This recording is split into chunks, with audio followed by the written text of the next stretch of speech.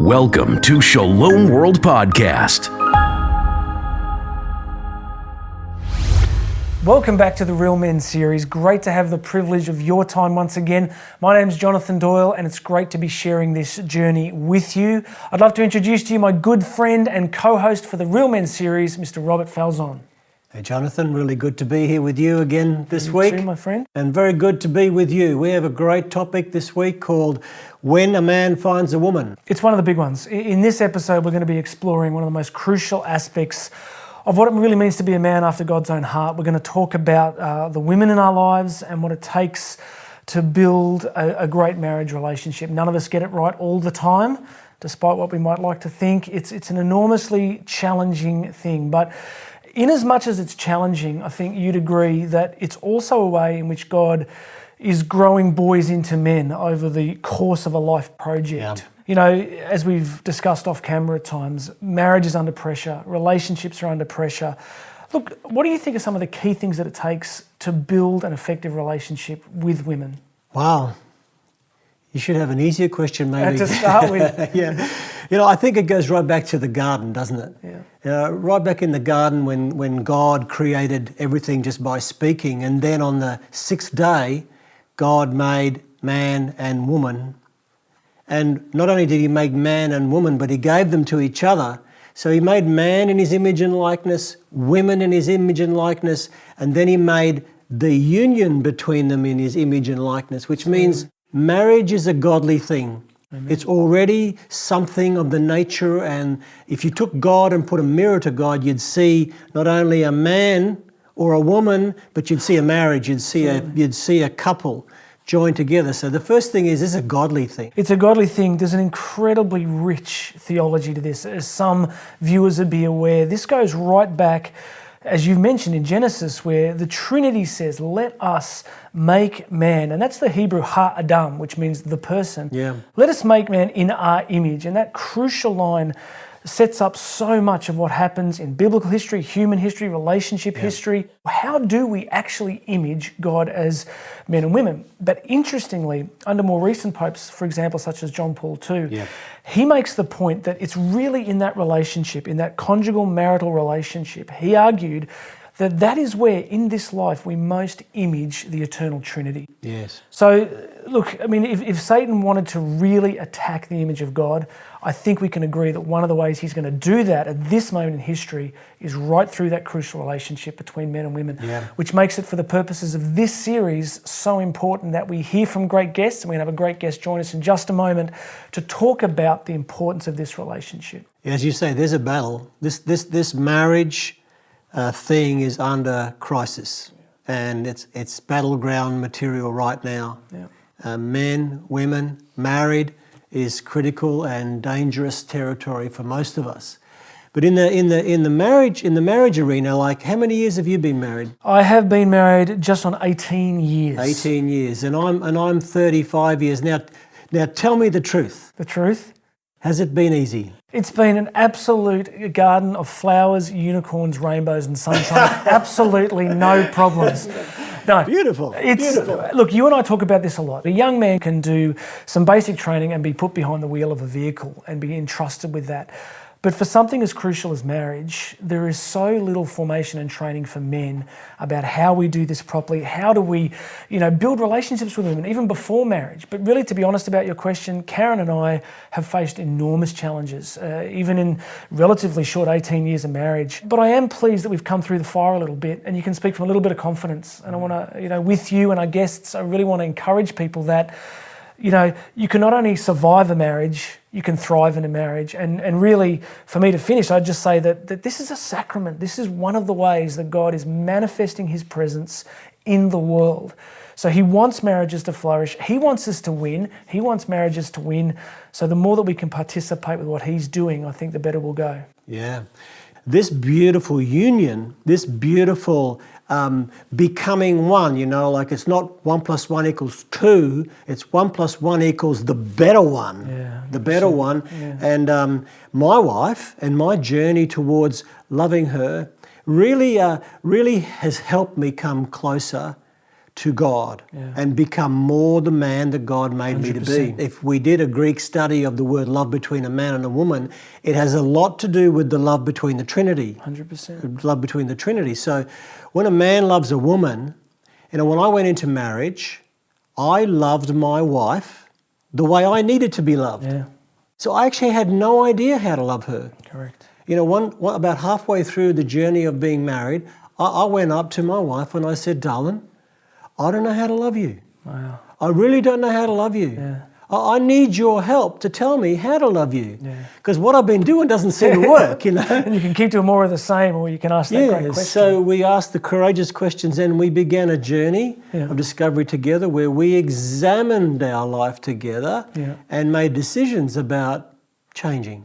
But on that question, full credit to you, because that question places any man at a moment of great vulnerability. Yeah. I mean, John Paul II also said that a young man or any man is never more vulnerable than in the moment that he kneels before a young woman asks her to marry him, because there's that rejection thing. But what you've just shared is there's not a lot of men that go, you know what, I'm not doing well at this and I'd like you to tell me how to do it better. I've done that in a similar way, but it's a very precarious moment, because you're like, what if I hear things that I really don't want to hear? Yeah, well, I did hear some things that, when I'm good with words. Not as good as you, but I'm good with words. You are indeed. And I said that question to my wife, and my wife said to me, I'll send you a letter. And the first page was pretty good. And you're like, how many pages? Okay. 5 pages. First page was really good. Wow. But the end, right in the bottom right-hand corner of the first page was the word but. Wow. And then there was some things that needed to change. It takes courage to be married. It takes a lot more courage to stay married and to be committed to marriage. So what about our guest today? We are very lucky. We've got a guy who is right in the thick of that season that you and I have talked about, of enormous, personal engagement, career vocation engagement. He has 6 children, which are going to keep him really busy. So we're going to hear from this fantastic guest about, how did he learn to love that relationship and all the things that go with the many challenges he's facing in this season of his life. So let's do it.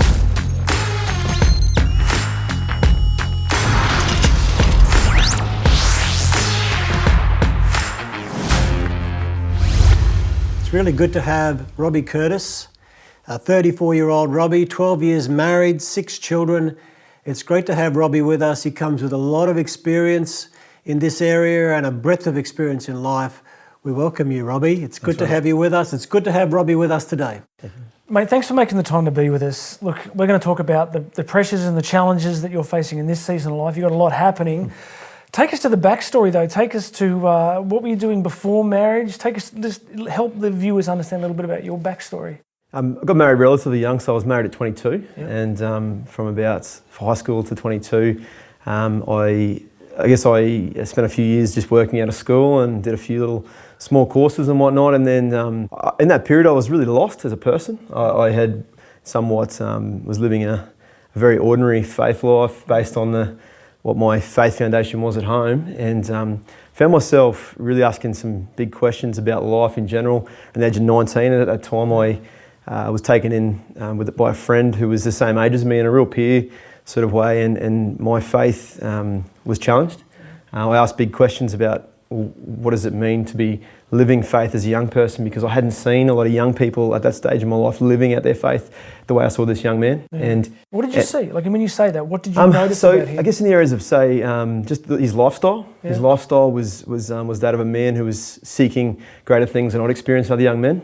In the area of his relationships and sexuality, in the area of things that he would allow himself, environments he allowed himself to go into. Yeah. His language, the sorts of conversations we would have. I knew that he was very legitimately living what it was that he proclaimed and what he heard on a Sunday. What did you find attractive about it? Why, when most of your peers would still be out running amok, doing stuff, what was attractive about that witness? There's no more shadow work anymore. I wasn't living in the shadows for the first time in some years. There wasn't a sense of shame about my life and a cover-up. Every weekend was a cover-up until then, having to try and hide your trail of destruction. And I saw that, and when you experience that kind of purity and that kind of light, you just can't deny that the consequences of that, there's no shame. There's no hiding, there's no shadow work. You're completely transparent with who you are, and I started to discover that that's who I was becoming, and I liked it. So at 19, Yep. 19, you had a turnaround. Yep. You had an encounter as well. I had an encounter, yeah. Had an encounter with Jesus. With Jesus, absolutely, yeah. And then in that encounter, did you change the people that you started to mix with? Did you mix with a new crowd, a different crowd at that point in time of your life? Yeah, I was fortunate. That whole journey was through a friend who was in a different denomination, different sort of church, and sort of through that, I began to experience the politics surrounding the Christian community, so to speak.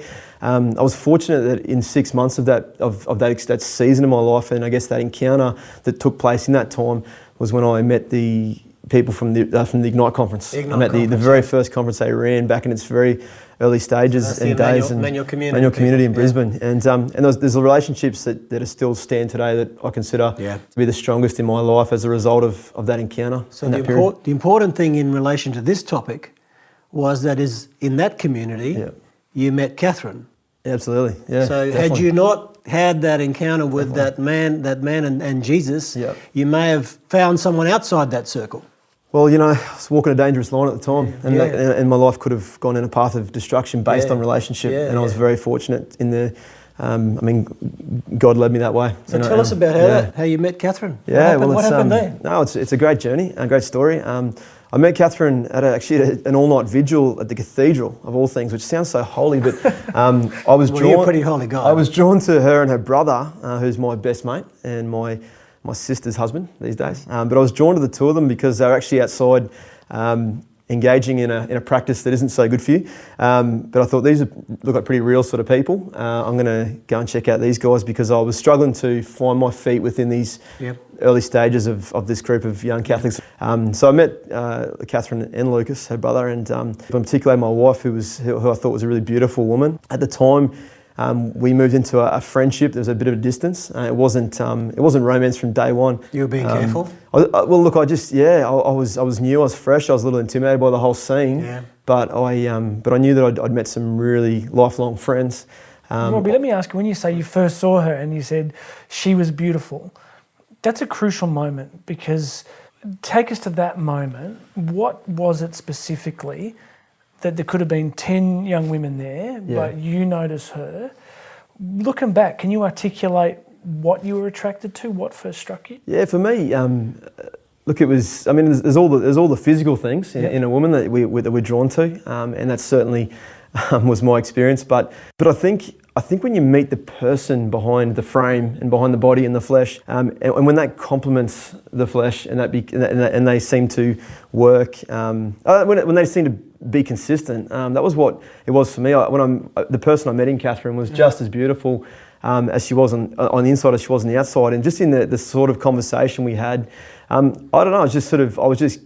I didn't want the conversation in the months that followed. I just didn't want the time and the conversations to end. Yeah. I also discovered that our principles were on the same page, and I was sold. Yeah. I was sold. I went, wow, this woman loves all the things that I love. She's passionate about the things I'm passionate about, and some of those things were hard to find these days. There was a period after that where Catherine was serving in Africa with setting up some of the early youth ministry that has been really successful the last decade. That was a real time when we had some time away after that season.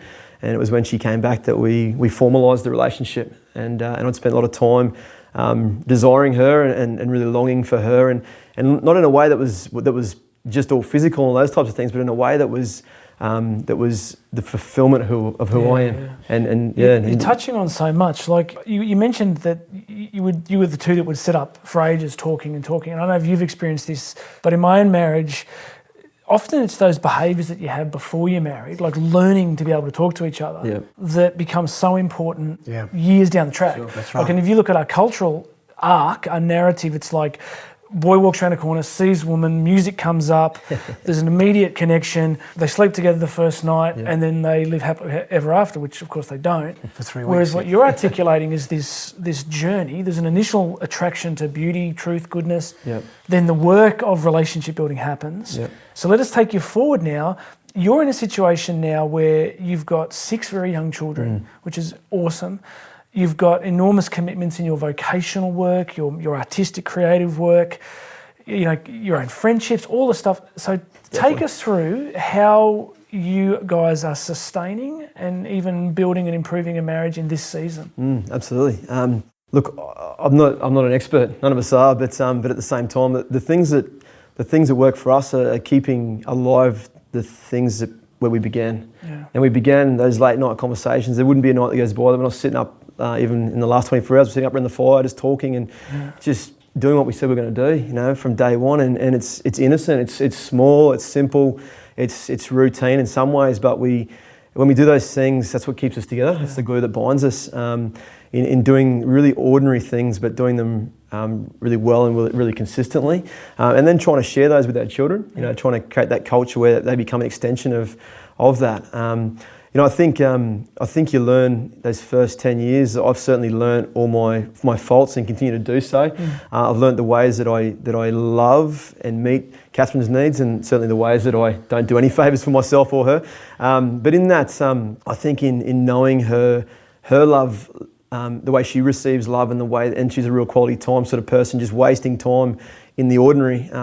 For us, it's keeping that alive. Obviously, there's all the spiritual things, the prayer, fostering those cultures in the household. But for us, it's just really simple practices that were really regular back then, and we keep them regular today, from the simple right through to the profound. When I listened to you, just when you said, just that simple daily, within the last 24 hours, we did this, it almost has a resonance of our own individual lives of prayer, because you don't get to go to God, hey, I'm going to talk to you next Tuesday at 4 p.m, but for the rest of this week I'm really busy. So it's almost as if that daily investment, and I'd be interested in your thoughts on this. Before I got married, I was in a monastery, and the abbot said to me, and Karen was there as well, she had a retreat as well, so he knew us both, and he said, the success of your marriage will be in direct proportion to the quality of your individual relationships with Christ. Wow.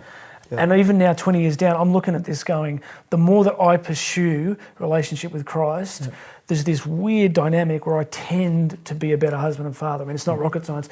So take us through, how does your own, as a man of faith, how does your own spiritual development, spiritual practice feed in and sow into your marriage? Yeah, certainly. I mean, I think the father and holds so much in the calibre of the home, the calibre of the. And for me, I guess I've learned that when I'm doing those things well, when I'm investing well, and when I'm putting the time and I'm praying and I'm living out of passion and remember, even with fatherhood, the whole lot, I think that's when the house runs at its best. And it's a lot of pressure. It's a lot of pressure. But so for me, it's little things like making sure, again, it's tapping into those simple rhythmic sort of practices that we do all the time. It's little things like, for us at home, where we live, we're able to just get out and get a big fire going and cook around the fire on a Sunday morning. We just did that yesterday. And wasting time together. Wasting time together. Pope Francis told us that in the early stages. Mums, dads, waste time with your children. But I think it's about me also. And my son's getting older, my daughter's getting older, and in that, they're looking at me now. They're asking different sorts of questions around the sort of man that I am, and the things, and why I am the way I am. Taking note of other families, other school group, other people in our school community, and the way things work for them. And I think for me, it's about staying true to what I said I was going to do. And what do you most admire about Catherine? She does what she says she was going to do. She's been open to the things she said she was open to from day one. She has backed me even when I haven't backed myself. Wow. And she has never stopped pursuing the things that she fell in love with about me. So Robbie, that's beautiful. And you've flourished in your marriage, right? So I only know the public story of Roby Curtis, and Robbie and Catherine, and you've been involved in ministry to Aborigines in the Torres Strait Islanders. Certainly. You're a chaplain. Yeah. You started a great ministry called Blind Eye. You're a musician. Yeah.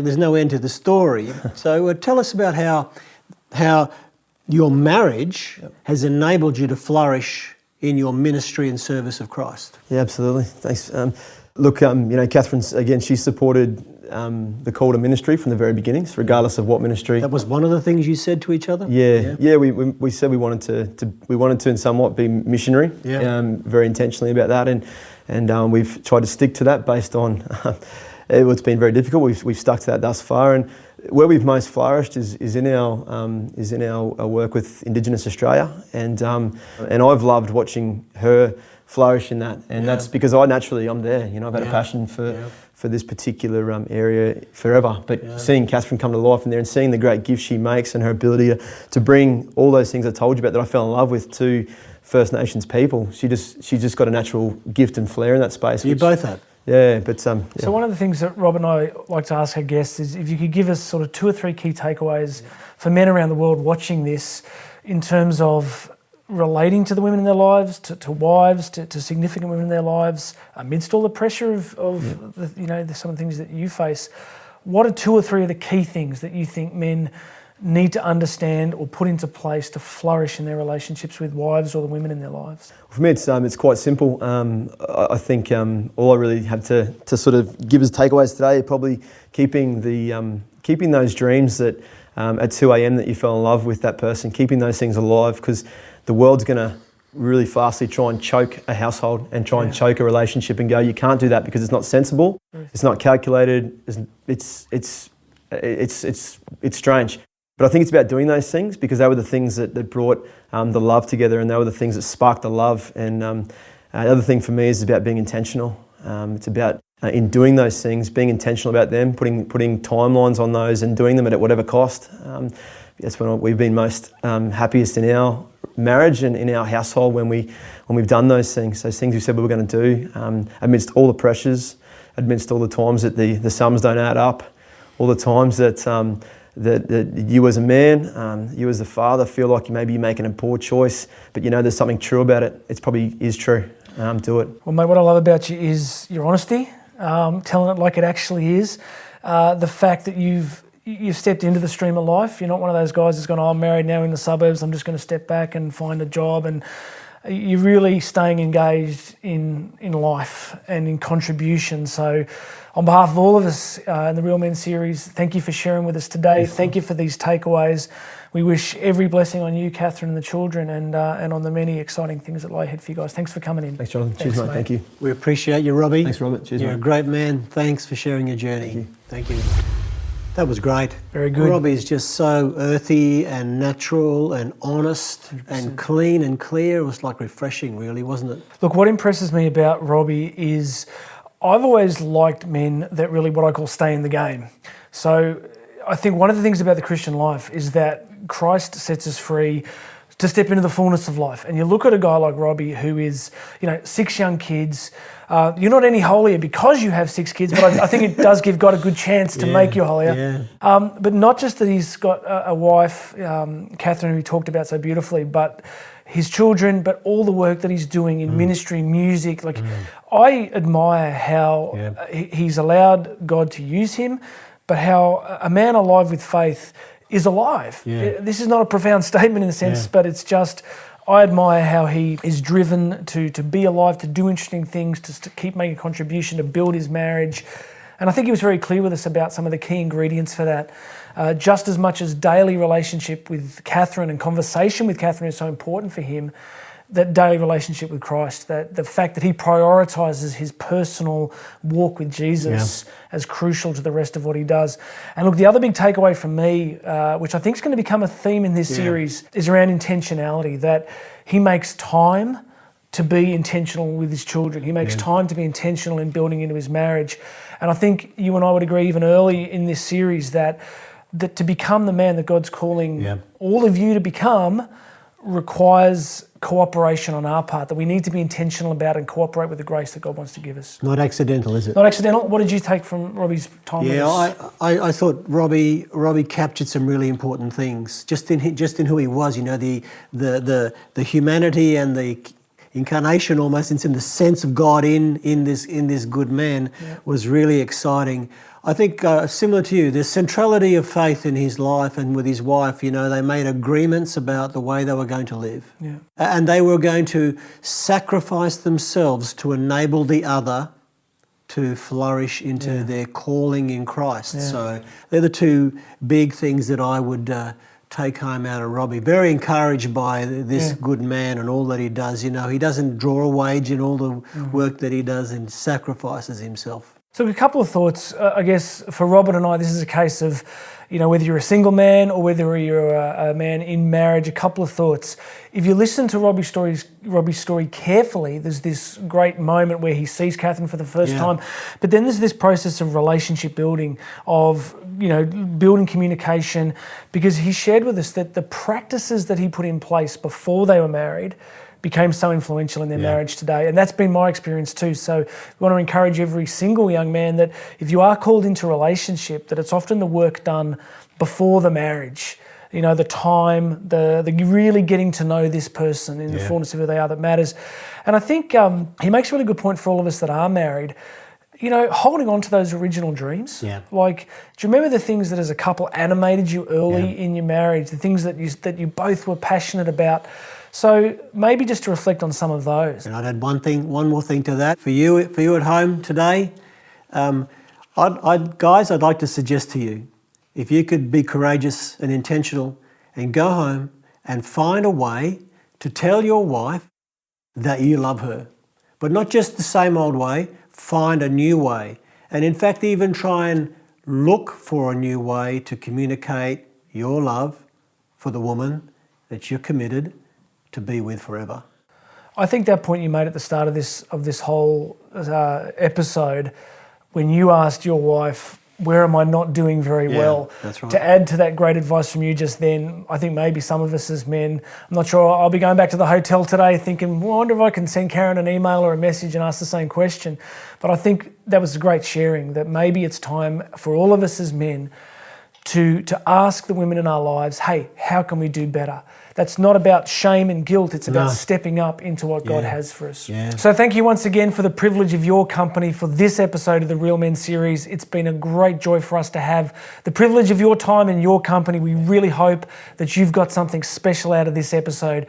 We'd love to keep in touch with you, hear your thoughts and feedback. You can find us on social media simply by searching for Shalom World. You'll find us on your favorite social media channel that way, or send us an email at feedback@shalomworld.org. We'd love to know your thoughts, your experiences, and your story on some of these crucial topics. But for now, that's it from myself, Jonathan Doyle, my good friend, Robert Falzon. We're going to see you for the next episode of the Real Men series.